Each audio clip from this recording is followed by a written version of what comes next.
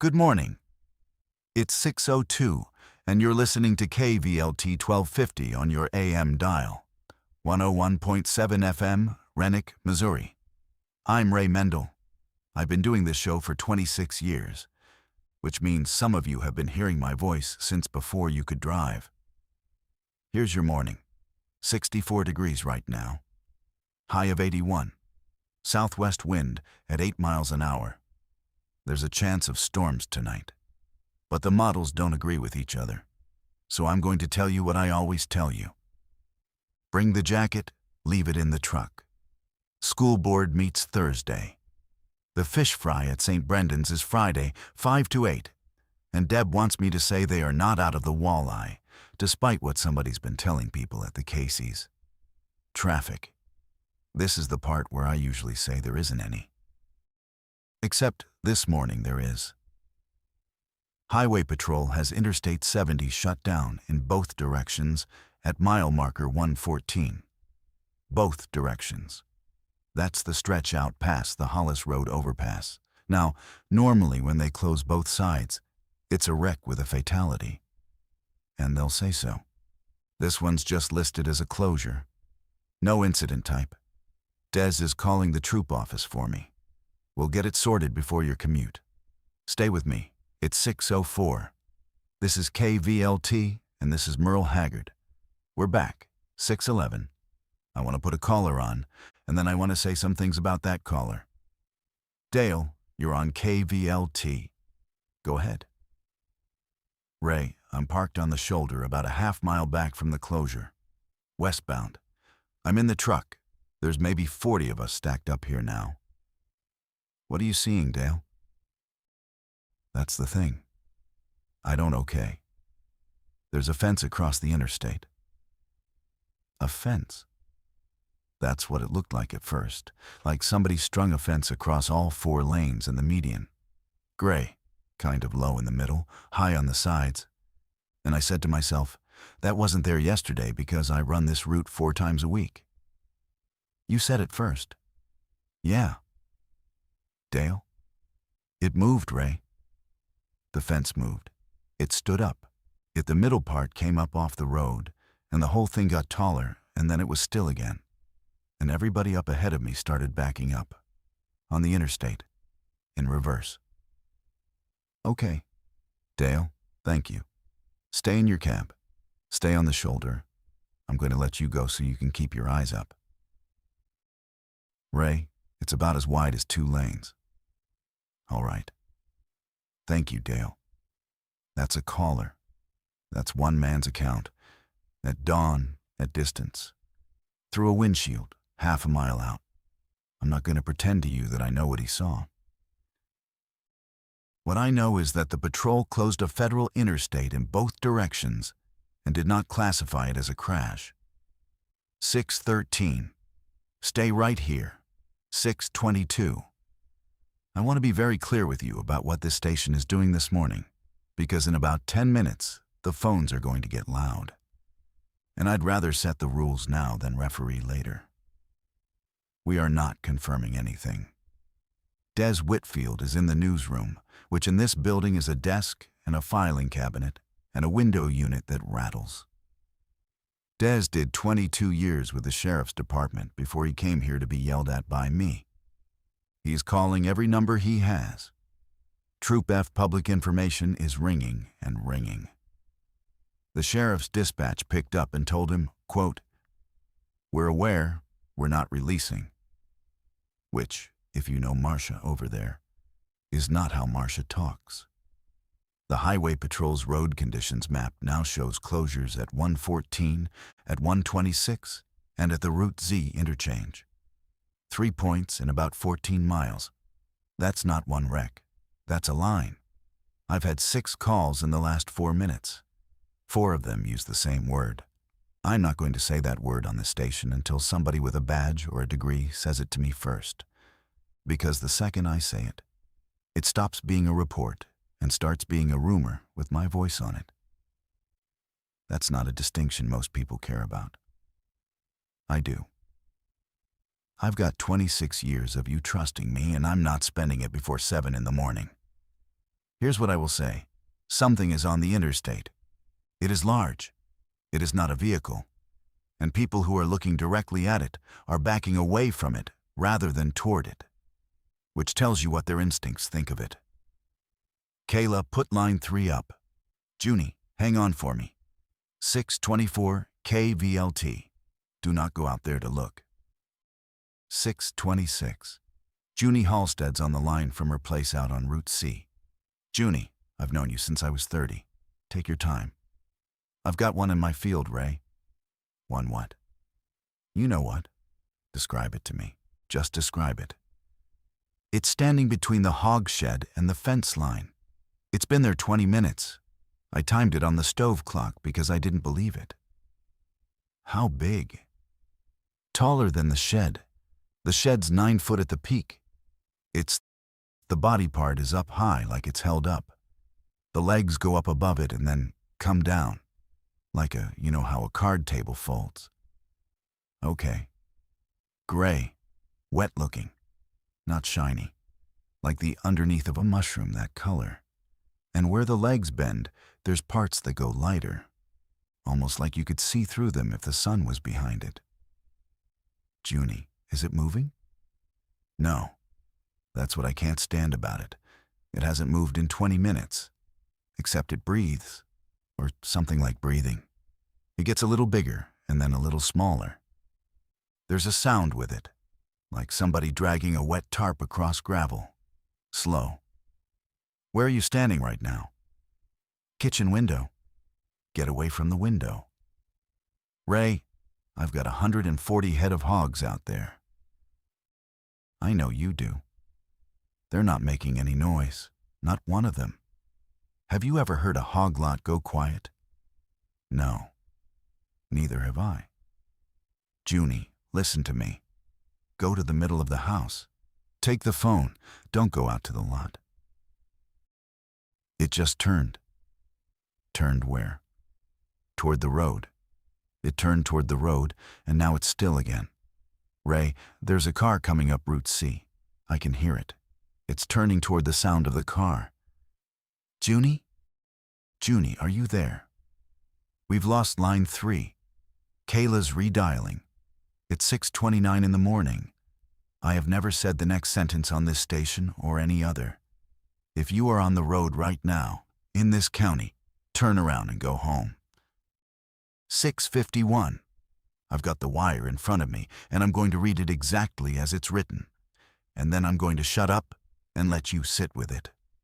Associated Press. Time-stamped 6:38 Central. Multiple state law enforcement agencies have closed sections of interstate highway in Missouri, Kansas, Illinois, Indiana, and eastern Colorado. Following reports of, quote, large unidentified animals on roadways. The Kansas Highway Patrol confirmed a closure of Interstate 70 near Salina. Illinois State Police confirmed closures near Effingham. No agency has released a description. The Federal Aviation Administration has issued a temporary flight restriction over portions of central Missouri and central Kansas below 4,000 feet. That's the whole thing. 49 words of nothing, and one detail that isn't nothing. They grounded the aircraft. You don't restrict airspace over an animal. You restrict airspace when you're flying something in, and you don't want a news helicopter in the way, or when you don't know what's up there. Des just handed me a note. Sedalia Station is off the air. Not off the air like a transmitter fault. Off the air like their morning guy stopped mid-sentence, and there's been dead carrier for 9 minutes. Des says he can hear the carrier hum on his little Sony, so they've got power. They've got everything but a person. 5 states along a line. If you draw it, it runs east and west, and it runs pretty close to where the big roads run. And I don't know if that's because the things are on the roads or because the roads are where the people are, who can see them. That's the kind of thought I'd normally keep to myself. I'm going to stop doing that today. You're going to hear me reason out loud, and you're going to hear me be wrong, and I'd rather that than have you sitting in silence. 6:53. We're staying on. I'm not going to break for the syndicated show at 7. 7:09. On the phone with me is Dr. Paul Fenneman. He teaches entomology at the University in Columbia. Dr. Fenneman, thank you for taking the call. Of course. I'm going to ask you a blunt question, and I need a blunt answer. Is what people are describing possible? No. Say more. It's not a matter of unlikely. It's a matter of physics. Spiders and I want to stress I have no idea what anyone is looking at. Spiders breathe through book lungs and tracheae. Passive structures, air diffuses in. There's no pump. That works beautifully at 2 inches. At 2 feet, the animal suffocates. At 9 feet, it suffocated a long time before it finished growing. What else? Circulation. Their blood isn't pushed through closed vessels like ours. It sloshes through an open cavity. And hydraulic pressure is what extends their legs. They don't have extensor muscles in the way you'd expect. They pump fluid to straighten. Scale that up, and the pressure required goes past what any cuticle could contain. The animal would burst its own joints, standing up. And the shell. Exoskeleton. Cross-sectional strength goes up with a square of the size, weight goes up with a cube. Double it, and you've made it 8 times heavier and only 4 times stronger. There's a ceiling. The biggest spider alive has a leg span of about a foot, and it weighs 6 ounces, and it is already, structurally, straining. So everybody's wrong. Everybody's wrong, or it isn't a spider. Doctor, one of my callers said the legs go up above the body and then come down. And where they bend, they go pale, almost translucent. Say that again. Pale at the joints, like light could get through. I'd want to see it. She also said it inflates and deflates, slowly, with a sound like wet canvas. Then it's moving air actively, which spiders don't do, and which would solve the respiration problem. And I have just told you on the radio that a thing cannot exist, and then immediately explained how it might. I don't like that. I want that on the record. I don't like how easily I did that. Dr. Fenneman, are you going to be at the university today? They've asked us not to come in. Who has? I don't actually know. The email came from the provost's office at 5:50 this morning. It doesn't say why. Thank you, doctor. 7:13. The expert says it's impossible. Hold on to that. I'm going to be honest with you. I held on to it for about 90 seconds. 7:28. I want to walk you through something, because I think it matters, and because I need to do it out loud. The professor's argument comes down to weight. Big things are heavy. Heavy things need thick legs, and past a certain point, there's no way to build the legs thick enough out of shell. So a 9-foot spider should be a boulder with limbs. Slow, ponderous, sinking into soft ground. That's what the physics says. Now here's Trooper, I'm not going to use his name. He called the newsroom, not the show, and Des took it down. Westbound near the Z interchange. He says a pickup truck at highway speed struck one broadside. He says the truck went through it. Not around. Through.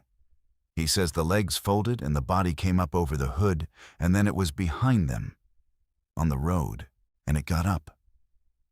He says it gave, his word, like hitting a tent. And the prints. There are prints in the shoulder gravel and in the beans out past Hollis Road, and they are shallow, not craters. Shallow, wide, 3 or 4 inches across, barely pressed in. A cow makes a deeper print than these things do, which means they're light, not heavy, light. That doesn't solve the professor's problem. That deletes it. If the animal doesn't weigh what it should weigh, the whole square cube argument stops applying. And I have no idea what fills the space where that argument used to be. Something the size of a garage that weighs what a big dog weighs. That's not a comfort.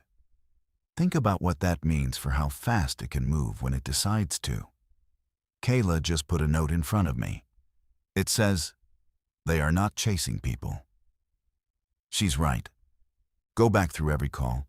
Nobody is described a chase. They describe standing, turning, waiting, positioning. Dale said it stood up and got still. Junie said hers didn't move for 20 minutes. Whatever these are, they are not hunting the way an animal hunts. They're doing something else, and we don't have a word for it yet. 7:31, KVLT. Don't go out to look at them. 7:44. There's a stretch of music running, and I'm going to talk over the tail of it, because I want you to hear this while it's fresh. Kayla Ruiz Bell runs my board. She's 24. She's been here 2 years. Her mother made me promise, when I hired her, that I'd look after her. And I said, "Sure, Renata, it's a radio station. What's going to happen?" Kayla just went up on the roof of this building with Dez's binoculars, because I asked if anybody could see the water tower from up there, and she was out the door before I finished the sentence. She's back. Kayla, come here. Sit down. Take the headphones. Am I on? You're on. Okay. The water tower. On the north leg. There's one on it. On it. About 2/3 of the way up, on the leg, holding on. The legs are wrapped around the leg of the tower. The body's out from it, hanging off, and it's not moving. How big compared to the tower? The tower's, what, 120 feet? It's Ray. If you took it and laid it on the highway, it would cover both lanes and the shoulder. Easy. Anything else? There's a line. A line. From the tower down to the grain elevator. Like a cable. It doesn't sag right. A power line sags in a curve. This is almost straight. It's pulled tight. How long is that span? It's a 1/4 mile. Kayla, it's a 1/4 mile, Ray. I've walked it 1,000 times. My mom's church is right there. Okay. And there's a second one going the other way, off toward the co-op, and I couldn't see the end of it. Thank you. Go get some water. 7:47. They're building something. I don't know what. But something across this town is being strung together, above our heads, in daylight. And until about 4 minutes ago, nobody had looked up. 8:02. I need everybody to do something for me. Whatever room you're in, put your hand flat on the wall. Just do it. I'll wait. Now. Some of you felt nothing, and I hope that's most of you. Some of you felt what I've been feeling in this floor since roughly 7:50. There's a tick. It's not a sound exactly. It doesn't come through the air. If I hold my breath and listen with my ears, there's nothing. If I put my palm on the desk, it's there. Slow, about 1 every 4 seconds. Not quite regular, it drifts. I noticed it because my coffee's been ringing. Little concentric rings on the surface every 4 seconds. And I thought the window unit had thrown a bearing. Marv checked. Window unit's fine. Marv Halloran is our engineer. He's 71, and he's got a hip that doesn't work, and a hearing aid in the left ear, and he has forgotten more about transmitters than I will ever know. Marv put his hand on the equipment rack, and then he did something I've never seen him do in 19 years. He sat down on the floor. He says it's in the building's steel.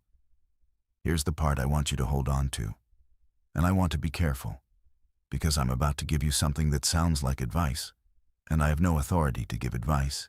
They don't seem to react to sound in the air. Junie's hogs went silent. Dead silent.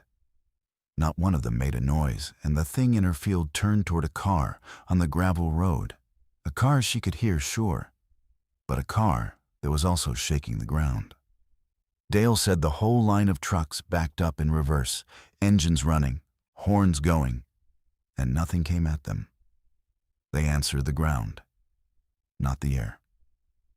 Which means, and I want to say this plainly, For my own sake as much as yours, this broadcast is not putting you in danger. I can keep talking. 8:05. I'm going to keep talking. 11:41. Stand by. Alert tones. That was not a test. That came down the wire, and this station is required to relay it, and I'm going to read the text. And then I'm going to talk about the text, because the text is not good enough. The National Weather Service in St. Louis has issued a civil danger warning for the following counties: Boone, Cooper, Howard, Manitou, Pettis, Saline, and Randolph. Effective until further notice. Hazardous conditions exist. Move to an interior room on the lowest floor. Avoid windows. Do not travel. Monitor local media for further information. That's it. That's the whole message. Now here's my problem with it. And I've been reading these things for 26 years, so I know the format. That's a tornado message. Lowest floor, interior room. Avoid windows, that is the boilerplate for wind. Somebody in an office had to push an alert out to 200,000 people, and the software gave them a menu of hazard types. And none of the buttons said what today is. So they picked the closest one. I'm not mocking them. I want to be clear. That person did the right thing with the wrong tools, and they did it fast. And the alert works. Your phone went off, mine went off, and Kayla's went off. And for about 6 seconds, every one of you knew something was wrong. That's the system doing its job. But lowest floor assumes the danger comes from above and passes in 9 minutes. We do not know what today's danger assumes, so I'm going to tell you what I'd do, and I'm going to label it clearly. This is Ray Mendel's opinion, from a second-story studio in downtown Renwick. And it is not from any agency. Get inside a building with walls you can't see through. Get away from big glass. Don't go up if you can't get back down. And do not get in your car to drive across the county to check on somebody. I know what I'm asking. 11:44. Do not travel. 12:06. The interstate is no longer closed by the highway patrol. The interstate is closed because there are 900 cars on it that nobody is driving. I've got 3 people on hold who are sitting in that. I'm going to take them one at a time, and I'm going to keep them short because there are 40 lines lit, and Kayla's been triaging since 10. Line 1, go ahead.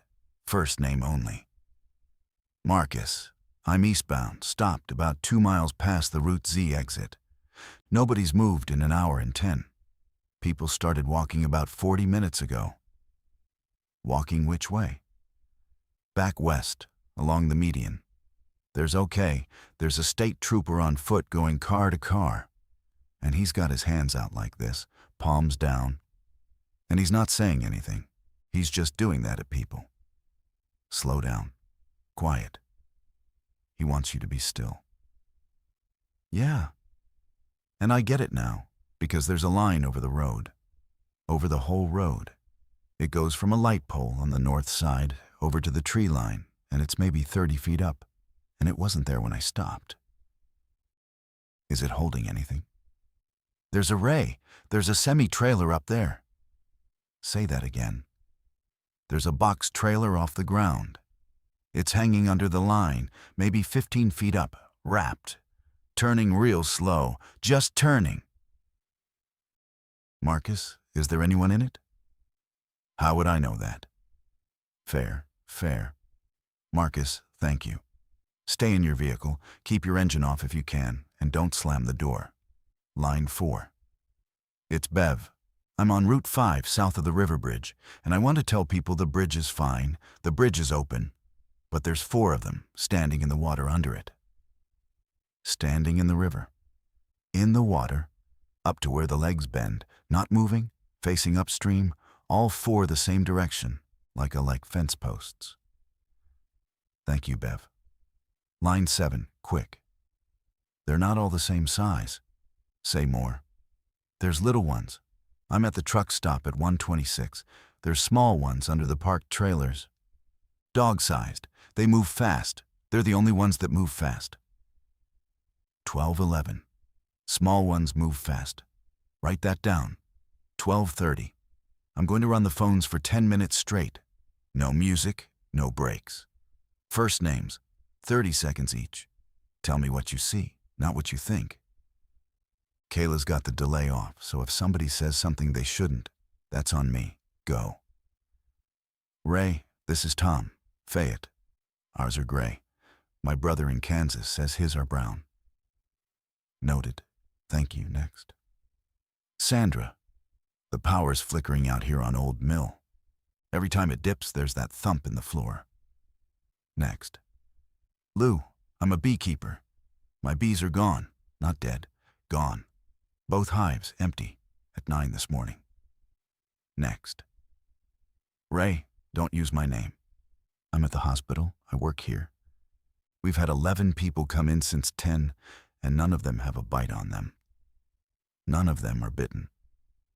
Nobody's bitten.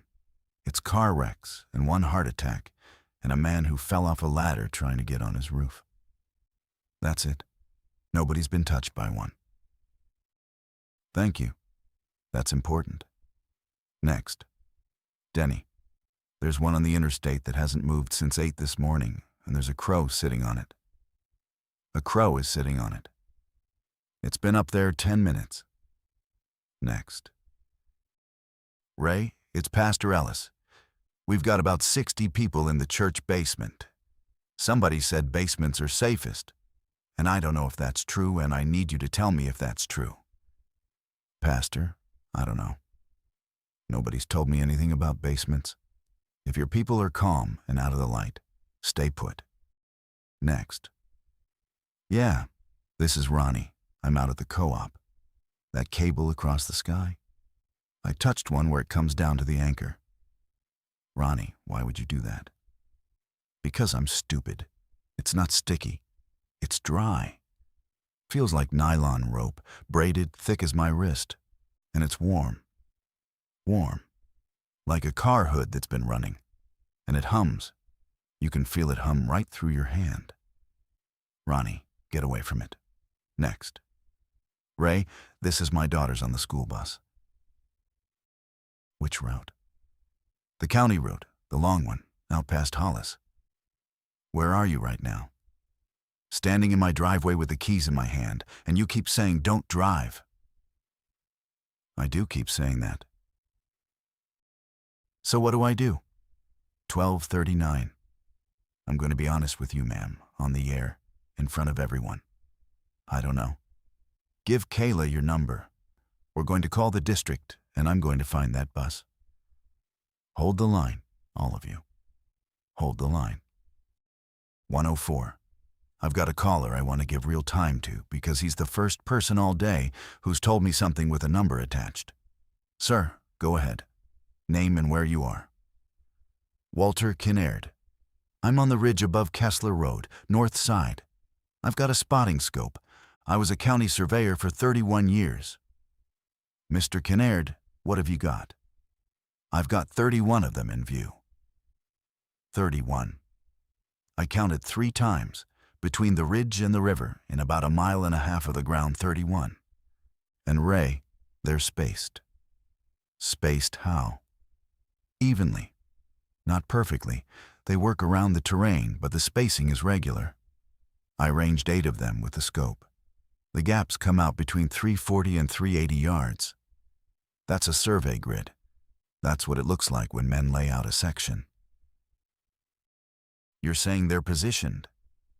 I'm saying if you gave me a crew in a week, I'd have a hard time doing it as clean. Are they facing the same way? All of them. Every single one is oriented the same. And here's what's got me on the phone instead of watching. The direction they're facing isn't north. It isn't the road. It isn't the river. I put a compass on it. It's about 262 degrees. West by a hair south. What's at 262? From here, nothing. Kansas, Colorado, just west. Mr. Kinnaird, hold on. Des, get in here. All right. Des has been on with a ham operator in Hays, Kansas for the last half hour. Des, say it.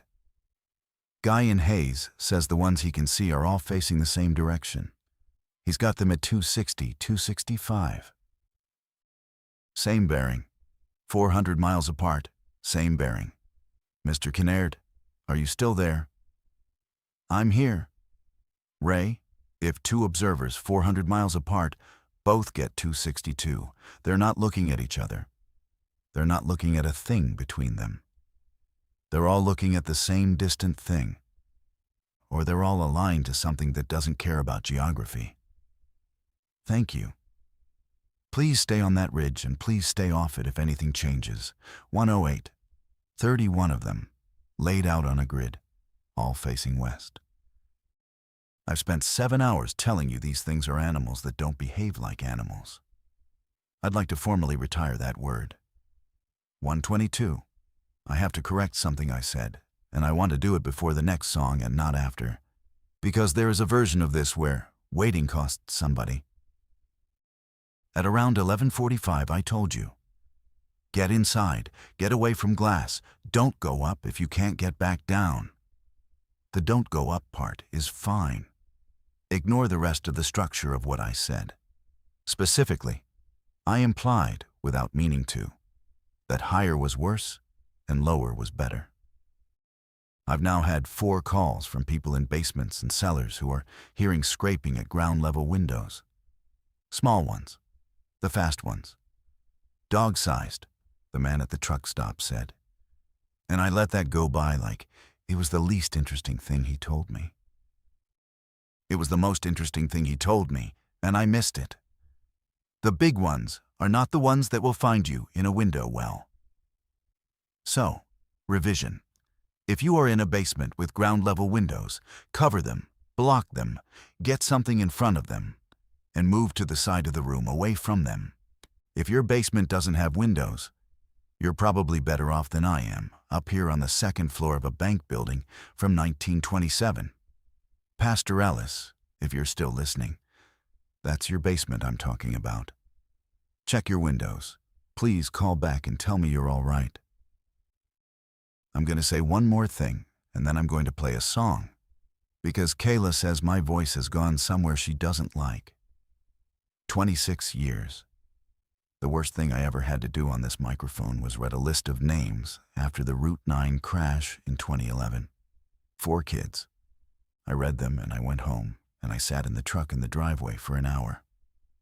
That was the worst thing. Until today, being wrong on the radio was an embarrassment. I'm going to keep talking anyway, because the alternative is you sitting in a room with nothing but that tick in the floor for company. But I need you to hear me clearly. I am guessing. Everything I give you today, I am guessing. 125. Cover your window wells. 211. Power. I've got the co-op's outage map on the screen, and it looks like somebody spilled ink on the county. 14,000 meters out. That's most of us. Here's what their lineman told Des. And Des says the man was talking fast and quiet, and probably shouldn't have been talking at all. It's not lines down. It's substations. The cable, I'm going to keep calling it cable, because web makes it sound like something you sweep off a porch light. And this is not that the cable is being anchored to transformers. Substation gear. The big square units with the fins. And then it's being pulled tight and the equipment is coming off its pad. They're using our infrastructure as tie-off points, not attacking it, using it. Anything heavy and bolted down is an anchor. Water towers, grain elevators, cell towers, bridge piers, substations. Church steeples, I've had 2 steeple reports. If you want to know where they'll be, look at the tallest, heaviest thing near you. Our situation, since some of you are going to ask, and I'd rather you know than wonder. We lost city power at 1:58. We're on the generator. It's a Kohler. It's older than Kayla. It lives in a shed behind this building, and Marv says it's got about 40 gallons of diesel in the day tank, which at our load is somewhere between 11 and 14 hours. So, We are good until roughly 2 or 3 in the morning. That's the honest number. When it's 4 hours out, I'll tell you it's 4 hours out. The transmitter's on the same feed out at Hollis Road with its own tank. And I'll come back to Hollis Road, because there's a problem with Hollis Road. One more thing on the grid. The lineman told Des the outages aren't spreading outward from a point. They're coming on in a band, east to west. Ohio was dark before us. Kansas went about 40 minutes after us. The dark is moving west at a highway speed. They're all facing west. 214. I don't know what to do with that. I'm just putting it next to you. 229. I've got someone on I want you to hear all the way through. Ma'am, go ahead. Tell them what you told my producer. My name's Angela Marsh. I'm a structural engineer. I do bridges. I'm at my mother's house in Boonville, and I've been looking at this stuff for 3 hours with a rangefinder and a camera. Tell me about the cable. It's a tension structure. That's what I want to say. And I want to be careful because that's the only lens I have, and everything looks like a nail to a hammer. But I've spent 20 years looking at cable-stayed spans, and that is what is going up over this town. Explain the difference between that and a spider web. A web is a trap. It's built to catch and hold. It's sticky. It's got a spiral. It's got radials. And it's built light because a fly doesn't weigh anything. What's over Boonville is not built light. It's dry. It's under enormous tension. And the geometry is wrong for catching. There's no capture spiral. It's all straight runs between hard points. What's the geometry then? Triangles. Long triangles between the tallest anchors, and then secondary lines that come down at consistent angles to smaller anchors. The consistent angle is what gets me. I clocked 11 of them at what I'd swear is the same angle off vertical, within a degree or two. If you had to guess what it's for, I'd guess load transfer. A structure like that exists to take force from one place and move it to another place. That's all a tension structure is. Move what force where? That's the question I can't get past. Because right now, as far as I can tell, the only load in that structure is the structure. It's holding up itself, under tension, and nothing's using it. So it's finished and empty. Or it's not finished. Ms. Marsh, a caller earlier, said the cable is warm and it hums. Yes, I've got my hand on a down anchor in my mother's backyard right now. Please don't. It's about 110 degrees at the surface, and it vibrates at a frequency I'd call low. Below what I'd normally feel in a bridge cable. And here's the thing about that, Ray. A cable's vibration frequency depends on its tension, its length, and its mass. 3 of these anchors, different lengths, different diameters. I'd expect 3 different frequencies. And they're all the same, all 3, same frequency. What does that mean? It means somebody tuned them. 234, somebody tuned them. Miss Marsh, thank you. Get away from that cable and go inside and hug your mother. 252.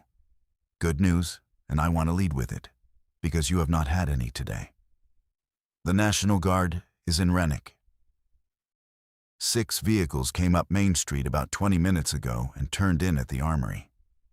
Des went out the back and walked a block and came back with a staff sergeant's phone number, which is the single best thing anyone has done in this building all day. Sergeant, are you there? I'm here. Quick, though. Understood. What can you tell my listeners? Armory's open. Rennick Armory, 9th and Chestnut. It's a shelter point as of right now. Concrete, no ground-level glass on 3 sides. We've got water and we've got a generator. If you can get here safely, come. If you can't, don't. How many can you take? 400? Maybe 500 if people are patient with each other. Sergeant, I'm going to ask you the question everybody in this county once asked. Ask it. Can you kill them? We have not been given a determination on engagement. That's not an answer. No, it isn't. Here's what I can say. Nobody's fired on one in this county. Not us, not the patrol, not the sheriff. The word we have is that discharge is authorized in defense of life only. Nobody's had to. Because they haven't attacked anyone. That's my understanding. Sir, I want to be straight with you, because you've been straight all day, and my guys have your show on in the bay. We got the alert at 0400. We staged at 4:30. It's almost 3 in the afternoon, and we do not have a mission statement. We have a shelter mission we made up ourselves this morning because the phones were ringing. You're improvising. We're improvising. The system works, Ray. The trucks came, the fuel came, the radios work. My people showed up. Every single soldier on my roster showed up. What we don't have is anybody above us who knows what this is either. It's not that they won't tell us. It's that I don't think there's an answer sitting in a folder somewhere. Thank you for saying that. 9th and Chestnut. Come on foot if it's under a mile. Don't run. Don't slam doors. Don't drive if you can walk. 2:56. 9th and Chestnut. The armory is open. That is the first piece of good news I've given you in 9 hours, and I want you to notice how much it helps. 3:18. I'm going to do something now that I have never done in 26 years, which is talk about my own people on the air while it's happening. Kayla's sister is Nora. She's 19. She's got morning classes at the community college out on the east side, and she's been there since 8 this morning with about 200 other people in a building that is mostly windows. Kayla got her on the phone at 2:40. They talked for 90 seconds, and then the call dropped, and it has not gone back through.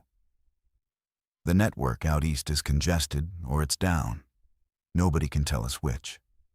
Nora's building is 9/10 of a mile from the armory. Now, here's what I want you to understand, because a lot of you are in the exact same spot right now, with a phone in your hand and a person on the other end of a line that isn't connecting. Kayla is not crying. Kayla has run this board for 9 hours. She has screened 400 calls. She has kept a list of every caller who said they were alone, and she has been calling those people back on the hour. There's a woman named Hollis Dean, 81, out on Bethel Road. And Kayla has called her 6 times today just so she hears a voice. That's who's been putting your calls through. She just wrote something on the pad and slid it over. It says, "I want to go get her. I'm looking at her right now. And I have spent today telling this entire county, do not travel, do not go out, stay where you are." And I meant it every time. Kayla, take the mic. I'm not asking permission. I know you're not. 9/10 of a mile. I know the alley behind the Feldman building. There's no cable over it. I checked from the roof twice. I can be there in 15 minutes. And back? And back. Your mother made me promise. My mother made you promise to look after me. She didn't make you promise to keep me here. 3:21. Folks, I'm going to play a song. It's going to be a long one. When we come back, I'll tell you what we decided. 3:34. Before I tell you about Kayla, I have to tell you about Hollis Road and about Marv.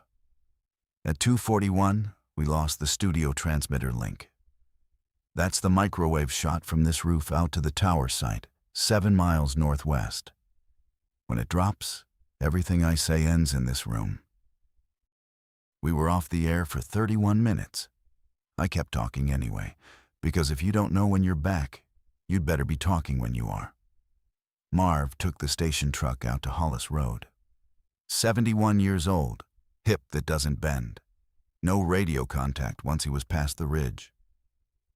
I told him no. He said, and this is a direct quote, Ray, you don't know which end of the cokes is which. He's back. He's sitting across from me with a cup of coffee he isn't drinking. Marv, tell them what you found. The dish is fine. The dish is fine. There's a cable across it, not touching it, about 4 feet in front of the face, running north-south. Thick as my leg. That's all it took. 4 feet of nothing in the wrong place. What did you do? Repointed. Took the dish off the bore sight, walked it around to bounce off the elevator, came back down. We're up. We're not up well. We're at about 60%. Marv, what did you see out there? Ray, take your time. There's 9 of them around the tower, standing, even spacing. They didn't move when I drove up, and they didn't move when I got out. And they didn't move when I ran the truck engine at 2,000 RPM for a minute to see what had happened. Nothing. Nothing. I walked past one at 40 feet, close enough to see it clear. And you want me to say it looked at me? It didn't look at me. There's no face on it, Ray. There's no eyes I could find. There's a front, because everything's got a front. But there's nothing on the front. Nothing on the front. It's not an animal. Junie said mushroom and Junie's closer than the professor. It's grown, but it's not, there's no hunger in it. I've been around hungry things my whole life. Dogs, coyotes, my first wife. You can tell. This thing has never wanted anything. Marv, why is it standing at our tower? Because our tower's 400 feet of galvanized steel bolted into a concrete pad, and there's nothing else out there worth tying to. We're an anchor. We're a good anchor. 3:38. Marv also brought back one more thing, and I've been sitting on it for 4 minutes. There's a cable running from our tower southeast. Southeast is us. This building. 351. Kayla went. She went out the back at 326 with Dez, on foot, through the alley behind the Feldman building. Dez has a radio. They checked in at 3:31 and 3:38 from the loading dock behind the pharmacy, and I have not heard from them in 13 minutes. I'm keeping the channel open. If you hear me stop mid-sentence, that's why. Don't read anything into it. While I wait, I have to tell you about Route 9. Route 9 is the highway that comes down from the north and crosses the river on the old truss bridge. It's how the fuel gets here. It's how the ambulances get to the regional hospital. At 3:40, the sheriff's department confirmed to Dez that the truss bridge is impassable. Not damaged, not down. Impassable. There are cables through it. Through the truss. Something, Wastas, has run tension lines through the structural members diagonally, and then pulled, and the bridge has been taken out of square. Marcia at dispatch says the deck is off by 2 feet at the north abutment, and there's a step you'd have to climb over. Nobody hit that bridge. Nothing rammed it. It got quietly disassembled by geometry over the course of an afternoon. That's the whole county's North Road. Route 5 South is open as of an hour ago. That's the one with the 4 standing in the water. Highway 40 East is stopped at the interchange. West is the interstate. And the interstate is a parking lot with a trailer hanging over it. So, Rennick is closed. I'm not going to dress that up. We are a town of 4,100 people, with 1 road out, 1 shelter, 1 hospital that can't receive anybody, and a generator behind this building with, now, about 10 hours in it. Radio check. Dez, if you can hear me. Key twice. Nothing. 3:54. Route 9 is gone. Keep listening. 4:02.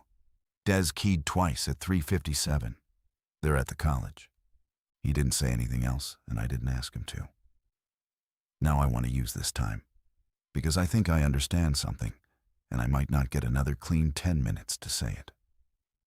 Walter Kinnaird called back. The surveyor on the ridge. He's been counting all afternoon. At 1 o'clock, he had 31. At 3:30, he had 31. Not one has moved.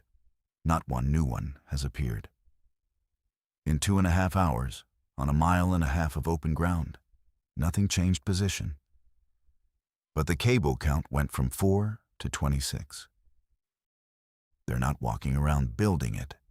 They stand still, and the structure grows between them. Whatever puts the line up, the body doesn't have to travel to do it. And Ms. Marsh, the engineer, called back too. And she's angry, which I've noticed is what smart people do when they figure something out they don't like. She's resurveyed the anchor angles. All the down lines she can see meet the ground at the same angle. All the spans between tall anchors run within a few degrees of the same bearing. 262 degrees. The cable runs west. The bodies face west. The power outages move west. She said something to me off air, and then said I could use it, and I'm going to use it, because it's the only theory anybody has offered me all day that accounts for more than one fact. She said, "It's not a web, and it's not a net. It's a rigging." She said, "You build a rigging when you're going to move something." She said, "I don't know what's being moved, and I don't know which direction it's going, and I don't know if we're the thing being moved or the thing being braced against. I have nothing to add to that. I've been on the radio since 6 this morning, and the best I can do is repeat a stranger's guess and tell you it's the strongest guess we've got." 4:06. Something is being rigged across at least 5 states in one day by 10,000 patient gray things that have never eaten anybody. I'd feel better if they were hunting us. I want to be honest about that. I'd feel better if we mattered to it. 4:14. It's on the building. I want to be calm about this, and I want to give you good information, so I'm going to describe it the way I describe hail. At 4:11, the ceiling in the newsroom made a sound. Not a crack. A long, low groan, the kind an old floor makes when somebody heavy crosses it. It lasted about 6 seconds, and then it stopped. At 4:12, it happened again, and the light fixture over Dez's desk started to turn. Just turn. Slowly, like a compass finding north. Marv went to the stairwell. He did not go to the roof. I want that on the record. He did not go to the roof. And he's not going to, because he's 71, and I need him, and I told him so. From the stairwell window, he can see the parapet on the northwest corner. There's a cable over the parapet. It comes down from the northwest, from the direction of Hollis Road, from our own tower. And it goes over the corner of this building and down out of sight toward the courthouse. The corner of the parapet is where the load's going. That's a 100-year-old limestone cap on a brick wall. That's not a structural member. That's decoration. The groaning is the wall. Now here's the part where I'd normally tell you what we're going to do about it. And here's the truth. Nothing. There's nothing to do about it.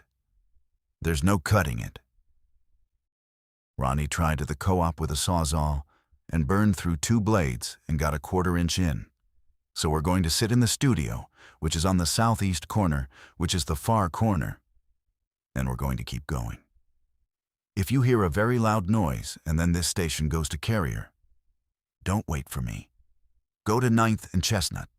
4:17, the building is under load. I'm still here. 4:29, Kayla's back. They came in the back door 2 minutes ago, and Dez is sitting on the floor of the hallway with his back against the wall, and he has not said a word. Nora's with them. Nora is 19, and she is fine, and she is drinking a Gatorade out of the vending machine. And I want everybody in this county who's got somebody out there to hear that sentence. Nora Ruiz Bell walked home. There were 4 other students with them. They're all here. That makes 11 people in this building. Kayla, are you okay to talk? Yeah. What's out there? It's quiet. Quiet how? Quiet like 4 in the morning. There's no engines. There's no birds. Every third or fourth block, there's a car sitting in the road with the doors open. And I looked in all of them, and there wasn't anybody in any of them. And there wasn't anything wrong with any of them either. No blood, no nothing. Just doors open and the dome light on until the battery went. Did you see one? We went under one. Under. On Chestnut. It's standing over the intersection with the legs on the buildings on both corners. Body up about 30 feet. The whole intersection's underneath it, and there's no way around because the alley's blocked with a dumpster. You walked underneath it. Des went first. It took like 9 seconds. It didn't do anything. It's just up there. And Ray, it's beautiful. I'm sorry, I know that's the wrong word. But it's up there with the sun coming through the pale parts at the joints. And it's the color of the inside of an oyster shell. And I stood there like an idiot for a second. And I thought, that's the biggest living thing I will ever see. Kayla. I'm okay. I know. There's 40 or 50 people walking to the armory on Chestnut. Nobody's running, nobody's talking. Everybody's just walking under them. 4:33. I told this county not to travel for 11 hours. My board operator went out anyway. And came back with her sister and 5 kids and the best information I've had all day. I don't know what to do with that. I'm not going to pretend I do. 4:41. I need to say the thing I've been avoiding. Hollis Dean, 81. Bethel Road. Kayla's been calling her every hour since 10 this morning. She didn't answer at 3. She didn't answer at 4. That's not proof of anything. Phones are down all over the east side. The network's congested. There are 100 good reasons an 81-year-old woman doesn't pick up. I told her to stay put. 9, 10, 11, noon every hour I said it. And she'd have heard me say it. Because she told Kayla she keeps the radio on the kitchen counter. If I was right, she's sitting in her front room right now with the radio on, annoyed at me. If I was wrong, she stayed because I told her to. I'm going to keep saying stay inside, because it's still the best guess I have, and because 40 people are walking to the armory under a thing the size of a house, and not one of them has been touched. But you should know what it costs to be the voice that says it. 4:43, 4:46. Quick, because I want it said cleanly. I said it was impossible. The professor said it, and I repeated it, and I believed it for about 90 seconds. I said they'd be slow and heavy. They're light. I said they were hunting. They've never hunted anybody. I said the danger was the big ones. It's the small ones in the window wells. And I said that 4 hours late. I said lowest floor, interior room. And that was a tornado warning, wearing today's clothes. The one thing I got right was at 8:05 this morning. And I got it right by accident. They don't answer sound in the air.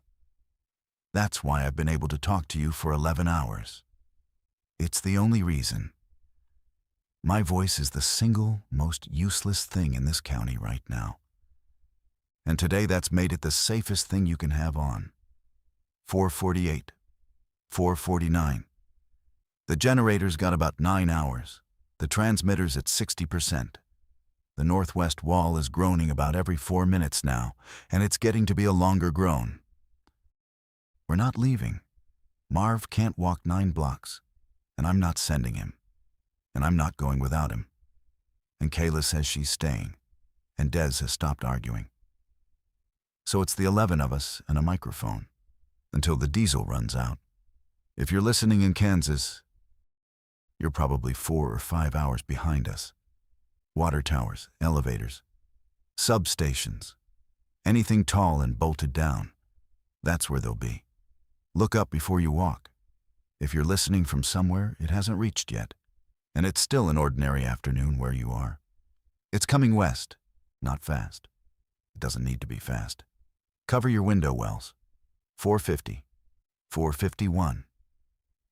That's a cable shadow across Main Street, coming through the studio window, laid over the floor.